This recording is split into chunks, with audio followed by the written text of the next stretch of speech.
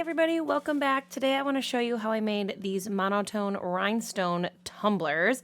I made these for a bachelorette party, but can totally be customized for any sort of event and personalized in so many different ways. The first thing you need to do is cut your vinyl stencil.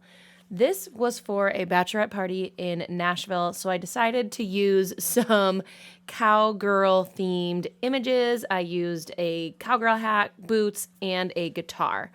I wanted to show you this because most of the images that I got were actually layered, and I chose to just use the background and get rid of everything else. We only need the main shape. You want to size it down, and depending on the details, this specific guitar had all those little circles in the middle, so I decided to do a little offset and clean up the lines so I didn't have to cut out all of those little details since I'm going to be covering it with rhinestones anyway. I did the same with the hat and the boots. And then you have to decide whatever color rhinestones you're doing. I'm doing a darker kind of teal rhinestone to go on top of that mint blue tumbler. You can choose matching vinyl to your stones, or you can choose clear vinyl, which is what I did. So I also cut a ring for the bride. And then I have to actually apply the vinyl. So this is helping us just kind of know where we're going to put our stones for the general shape. And I'm using clear vinyl because I didn't have a vinyl that would match the stones that I'm using. But you can do either clear vinyl or match the stones that you're going to use. When you put on your vinyl stencils, you want to make sure that you're lining up all of the cups. So for like a picture, you don't have one set of rhinestones or one vinyl decal above or below the others. You really want to do your best to keep them in a straight line so they look really uniform. So use your transfer tape and apply all of your decals to your tumblers. Then you need to actually apply your rhinestones. We're using the vinyl as just a template for the general shape. It's okay if it's not perfect. It's okay if your rhinestones go on the tumbler versus the vinyl. It's just to help us get that general shape. All of my rhinestone supplies are from Glitzy Kreations, and I'm using Crown Crystal glue, and I'm using various stone sizes, SS12, 16, and 20 for the scatter method. I'm starting with the outside of this is the cowboy hat of the hat, and then filling in the middle so it will all fill out, choosing stones at random, just what fits where, and I'm gluing each stone one by one.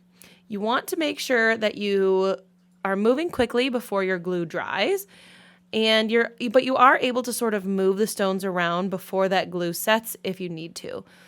Just remember, you need your stones, your glue, your rhinestone picking tool, and this little rhinestone tray that I have is definitely helpful when it comes to applying stones. So you're going to repeat this process for each of the tumblers that you're making. I did, 3 hats, 3 guitars, and 3 boots. And then I chose to do a ring for the bride, and I'm using white diamond, which is an opal white, for this ring to make the bride's tumbler just a little bit different, and it actually is a perfect color for a bride-themed tumbler. So this is white diamond from Glitzy Kreations. Again, just gluing each of the stones in place until it is full and you are happy with how it looks. So I have 2 different kinds against the same tumbler, and it really is a perfect match.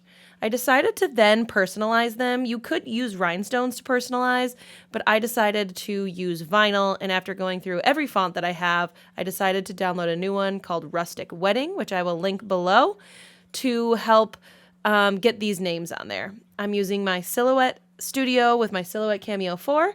I added weeding lines to make my life easier, and this is textured vinyl from North 80. I highly recommend getting a sharp pair of these tweezers. I can link down below to help with the weeding process. Sometimes the textured vinyl can be a little bit tricky, so you want to make sure that you have your good cut settings. And as you see me here, I'm pulling the paper away from the transfer tape, not the other way around. It just makes it a little bit easier to manage. And then I put the names. You want to make sure that you're like front and back direct, right behind each other, and you're not crooked or close to one side or anything. So I'm using my cup cradle here to help me make sure that my cup is face down with the rhinestones at the bottom, and then where I put the vinyl will be directly on the other side of the tumbler. That's the kind of the trickiest part for these. You just want to make sure everything's lined up, and then I put the names right in the middle between the top and the bottom of each tumbler. So I'm a big fan of this textured vinyl. The gold looks really good on this cup, but they have it in other colors if you choose a different tumbler.